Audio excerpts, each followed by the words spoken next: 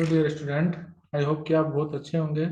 आज हम थर्मोडायनेमिक्स का ये क्वेश्चन डिस्कस करेंगे जो कि एडियाबैटिक ग्राफ पर बेस्ड है। In the figure A and B, two adiabatic curves are two for two different cases. The A and B correspond to. तो देखो एडियाबैटिक ग्राफ का जो, अगर आपको बनाना है पीवी के ग्राफ बनाना है, तो एडियाबैटिक के लिए जो स्लोप होता है वो होता है DP upon DV equal to gamma times P upon V. ठीक है। अब यहाँ पर क्योंकि दो डिफरेंट ग्राफ हैं ए और बी, और जितने भी ऑप्शन आप देखोगे या तो किसी में सिर्फ मोनो, यहाँ पर देखो दोनों मोनो मोनो है, ये मोनो डाई एटोमिक केसेस है, ये डाई डाई एटोमिक केसेस है, डाई और मोनो एटोमिक केसेस है। तो हमें बस ये पहचानना है कि ए और बी क्या दोनों डाई एटोमिक के लिए रिप्रेजेंट कर रहे होंगे, मोनो एटोमिक के लिए।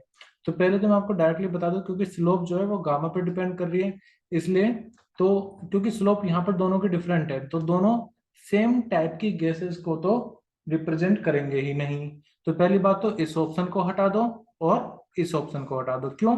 क्योंकि ये दोनों क्या है, डाइएटोमिक है, ये दोनों क्या है, मोनोएटोमिक है। तो ये तो इम्पॉसिबल हो गए, क्योंकि स्लोप गामा पर डिपेंड कर रही है। अब जो स्लोप है, सिंस वो गामा पर डिपेंड कर रही है, तो देखो गामा किसके लिए ज्यादा होता है? गामा ज्यादा होता है मोनो एटोमिक के लिए।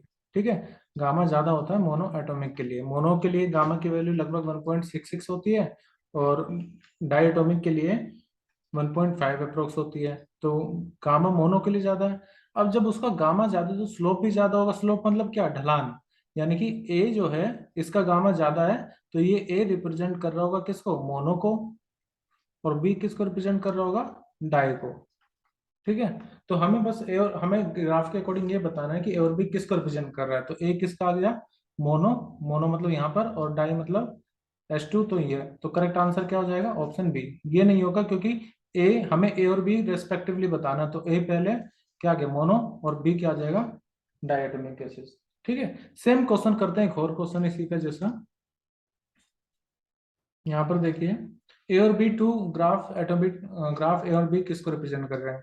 अब पिछले वाले क्वेश्चन में, इस वाले क्वेश्चन में सिर्फ ग्राफ में फर्क क्या है? यहाँ पर ए नीचे था, बी ऊपर है। ठीक है, इस ग्राफ में। जबकि इस क्वेश्चन में बी नीचे हो गया और ए ऊपर आ गया, तो जस्ट इसका रिवर्स हो जाएगा। यानी कि अब जो बी है, बी मोनो को रिप्रेजेंट करेगा और ए डाई को रिप्रेजेंट करेगा।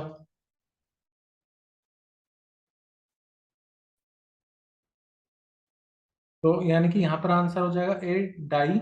डाई कौन सा है? ये दोनों डाई है। और सेकंड बी मोनो। मोनो मतलब ये है। तो यहाँ पर जो आंसर हो जाएगा वो कौन सा हो जाएगा? मोनो। ए को हमें ए पहले लिखना है, तो ए क्या है? डाई है, तो डाई हमने H2 ले ली, H2 है। और फिर बी मोनो, तो मोनो। तो ऑप्शन 4 यहाँ पर सही है। ठीक है।